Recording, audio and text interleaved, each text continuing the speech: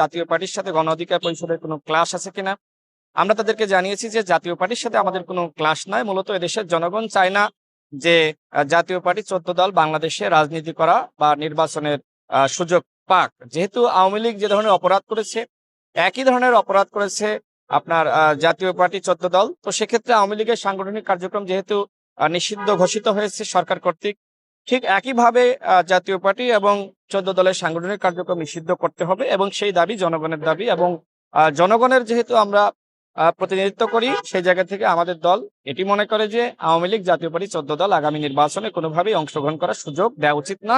আওয়ামী লীগের সাথে যেহেতু এই আন্তর্জাতিক সম্প্রদায় তারা কোনো বৈঠক করে না, যেহেতু আওয়ামী লীগ নিষিদ্ধ ঘোষিত সংগঠন, তাদের কার্যক্রম নিষিদ্ধ হয়েছে, আমরা আহ্বান রেখেছি জাতীয় পার্টি, 14 দল সহ কোনো ফ্যাসিস্ট শক্তির সাথে যাতে আন্তর্জাতিক সম্প্রদায় বা আইআরআই কোনো ধরনের বৈঠক বা মিটিং না করে, সেই আহ্বান বা সেই অনুরোধ আমরা তাদের কাছে রেখেছি।